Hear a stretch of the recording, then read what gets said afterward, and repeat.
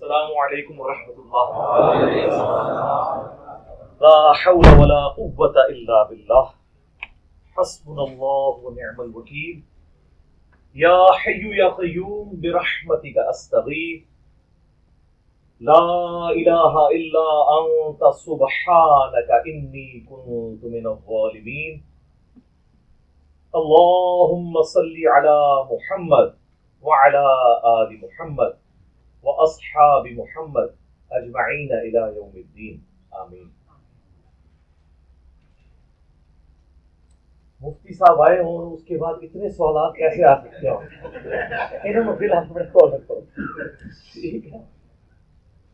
5 minute کی جو ان کی ویڈیو تھی نا جی، جاتے جاتے انہوں نے جو ڈرتے ڈرتے ایسے ایسے دیکھتے ہوئے بنائی اور جس طرح آئے تھے ویسے ہی چلے گئے، اس کو میں 10 علمی پوائنٹس کی شکل میں ڈسکس کروں گا. اس کے جو ان کے جو فرامین ہیں نا ان کی شرح بیان کروں گا. علمی پوائنٹ نمبر 1، انہوں نے کہا میں 22 گھنٹے کا سفر کر کے آیا، کتابوں کا بورا اٹھا کے لایا. اور میں نے 48 گھنٹے پہلے یہ ریکارڈ کروایا تھا کہ میں اسپیشل کراچی سے جہلم آیا ہوں، اور آپ کو پتہ ہے جہلم کراچی سے 20-22 گھنٹے کا سفر ہے، وہ کافی دور ہے جہلم. اور میرا مقصد صرف اور صرف انجینئر صاحب سے ایک محبت کے ساتھ ایک اچھے ماحول میں بات چیت کرنا تھا. کتابوں کا پورا بورا لے کر آیا تھا میں، لیکن بہت افسوس سے کہنا پڑتا ہے کہ اتنی زیادہ غیر ذمہ داری کا ثبوت دیا جس کی ہمیں توقع نہیں تھی. لوگ کہہ رہے ہیں فتح تھی، ان کے چہرہ پھر لٹکا ہوا کیوں تھا؟ انہوں نے اپنی انسلٹ کیوں فیل کی کہ میں اتنی بڑی شخصیت آیا اور انجینئر صاحب نے مجھے ملے؟ سر اسی وہ کاٹتے نہیں ہیں. لیکن مجھے افسوس ہے، واللہ میری کبھی خواہش نہیں تھی. اتنا سافٹ شکار میرے ہاتھ سے نکل گیا، لیکن وہ حرکت ہی ایسی کی کہ جس میں پھر انوالومنٹ دوسرے مسئلوں کی ہوگی، لیگل ایشوز انوالو ہو گئے. وہ میں پہلے بتا چکا ہوں. یہ ان کا سفید جھوٹ ہے کہ 22 گھنٹے کا سفر کر کے آئے. یہ بائی ایئر آئے ہیں، وہ 2 گھنٹے کا سفر ہے. سمجھ آئی؟ یہ جھوٹ بولا. 22 گھنٹے کا تو میرے جیسے غریبوں کا سفر ہوتا ہے نا. اور کہا جی گاڑی میں وہ گاڑی اسلام آباد سے جہلم تک آئی تھی، تو 1.5 گھنٹہ 2 گھنٹہ یہ لگا لیں، 4 گھنٹے کا ٹوٹل سفر ہے. پکڑے کیسے گئے یہ جب ایئرپورٹ اترے وہاں ہمارے اسٹوڈنٹس تو ہر جگہ بکھرے ہوئے ہیں، انہوں نے ان کو دیکھ لیا، پاس گئے. یہ سر ہمارا ہی حوصلہ ہے. میں نے سب کو کہا ہوا ہے کہ ہر بندے کی رسپیکٹ کرنی ہے. وہ مفتی صاحب کو ملے اور کہا کہ مفتی صاحب آپ اسلام آباد آئے ہیں تو پھر انجینئر صاحب سے ملیں گے. کہتے ہیں ان کو ساتھ ہی رنگ فاق ہو گیا کہ انہوں کس طرح پتہ لگ گیا. صاحب کشف تے نہیں کدھر انجینئر صاحب بندہ بھیجتا ہے انہوں نے، وہ ہر جگہ بندے پہ نے بھائی. پھر انہوں نے کہا مفتی صاحب آپ کے ساتھ سیلفی لینی ہے. انہوں نے سیلفی بھی لے لی اور وہ سیلفی انہوں نے ہمیں بھیجی ہوئی ہے. لا دیں یہ ویڈیو، لا دیں لا دیں لا دیں لا دیں لا دیں لا دیں. سر ہوا کچھ یوں تھا اس دن کہ سوموار والا دن تھا، 4 تاریخ تھی، اور 2:35 پہ نا میرے بھائی کی فلائٹ تھی. ریاض سے اسلام آباد آ رہے تھے، تو ہم وہاں پہ باہر انتظار کر رہے تھے کیونکہ نا آج کل وہ کرونا کی وجہ سے نا وہ ایئرپورٹ کے اندر نہیں جانے دیتے، ریسیونگ کے لیے آپ کو باہر کھڑا ہونا پڑتا ہے.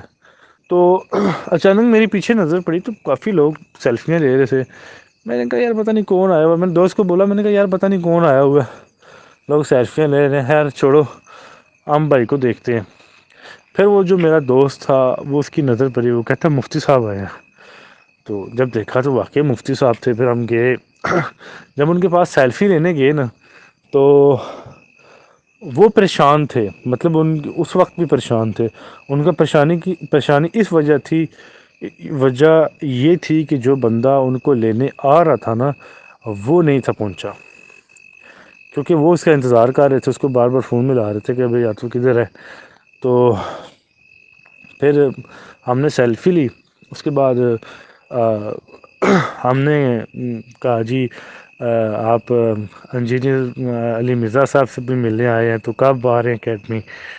تو پھر ان کو تھوڑا سا ان کا اور چہرہ ڈاؤن ہو گیا، تو ان کو پتہ چل گیا کہ یہ کہ اسٹوڈنٹ تو نہیں ان کے. پھر ہم سے انہوں نے سوال کیا کہ آپ اکیڈمی جاتے ہیں؟ تو ہم نے کہا جی ہم جاتے ہیں اکیڈمی. تو پھر جب انہوں نے یہ سنا نا تو ان کا چہرے کے تاثرات اور زیادہ چینج ہو گئے، مطلب کہ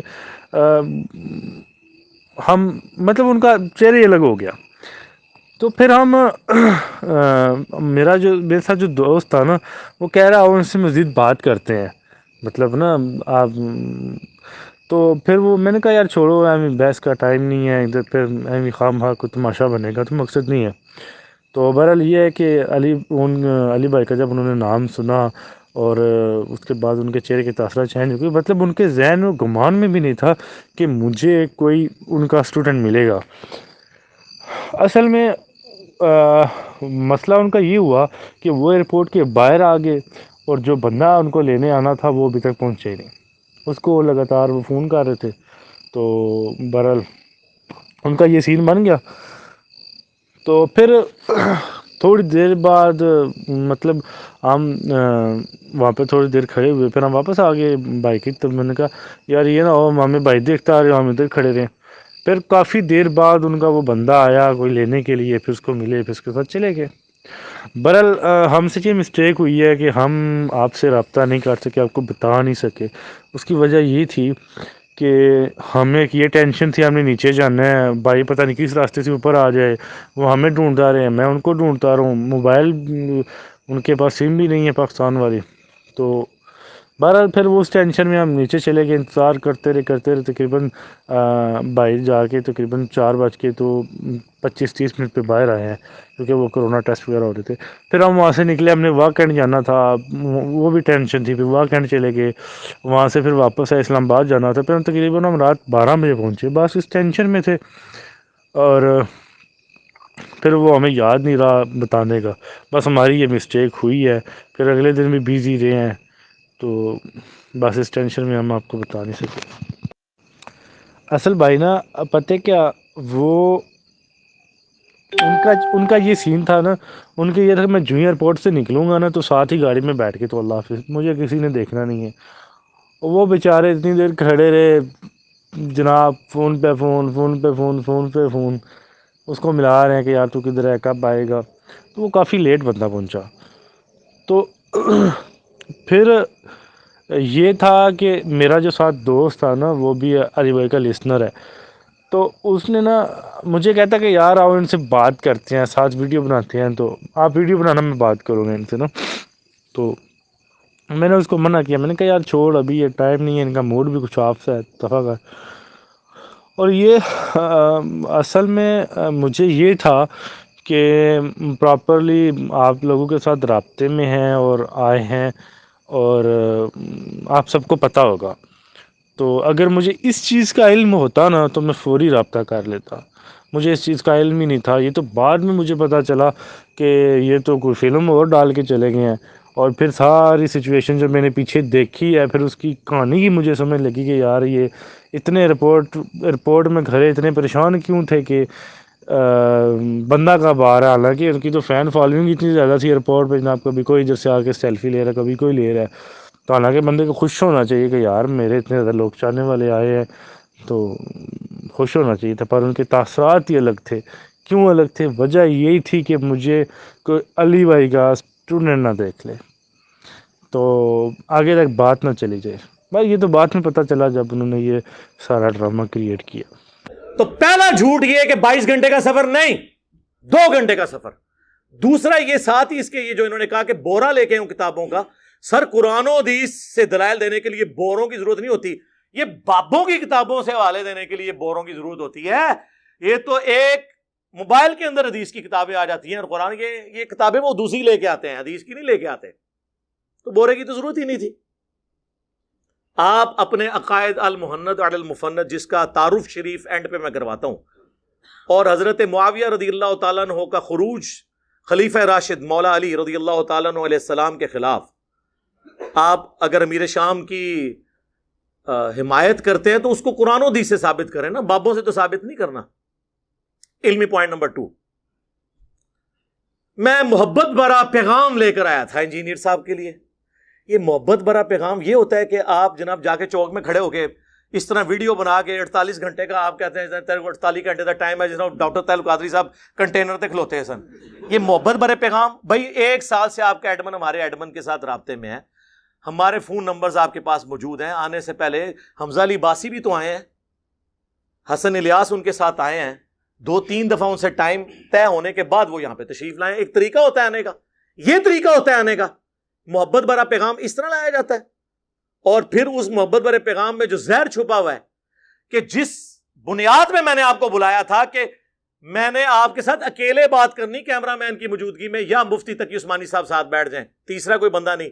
آپ نے اس کو وائلیٹ کیا اور کہا کہ 6-7 میرے ساتھ بندے ہوں گے, جس میں ایک مولوی کا بھی نام لے لیا جو 11 سال سے ایڑیاں رگڑ رہا ہے کہ انجینئر صاحب کے سامنے بیٹھ جاؤں. تو میں نے کہا بھی تیری تو ویورشپ سینکڑوں میں بھی نہیں ہے, بڑے کو بلاؤ. اور اس کو پتا تھا میں جب 6-7 کا نام لوں گا تو یہ بیٹھنے کے لیے, آپ کو میری شرائط نہیں پتا. دوسرا میں نے 1.5 گھنٹہ المؤنت میں بات ہوگی, 1.5 گھنٹہ باقی مسائل پہ حضرت معاویہ رضی اللہ تعالیٰ عنہ, ٹھیک ہے وہ تو ہم نے پہلے مانا ہوا ہے, اس کو آپ المؤنت کے کھاتے میں ڈالیں کیونکہ آپ عقیدے کا مسئلہ. اور 1.5 گھنٹہ باقی مسائل میں دیوبندیوں کے سارے مان لوں گا فروئی, اگر وہ اپنے عقیدے المؤنت والے اور حضرت معاویہ رضی اللہ تعالیٰ عنہ کا مولا علی علیہ السلام کے خلاف خروج کو حق ثابت کر دیں قرآن و حدیث کی روشنی میں بغیر دلیل کے آپ کے عقیدے مان لوں گا. جس میں بار بار کہتا ہوں, جب تک قادیانی ختم نبوت کو نہیں مانتے ان سے رفع الیدین پہ بات نہیں ہوگی. وہ رفع الیدین نہیں کرتے, میں کرتا ہوں. تو میں اب ان کو یہ نہیں کہوں گا کہ تم حنفیت چھوڑ دو, وہ حنفی ہیں, انہوں نے اپنی ویڈیو میں کہا ہوا ہے ہم حنفی ہیں. جی, حنفیوں سے نکلا ہوا ایک وہ ٹوٹ کے الگ ہوا جن کی ہم نے تکفیر کی.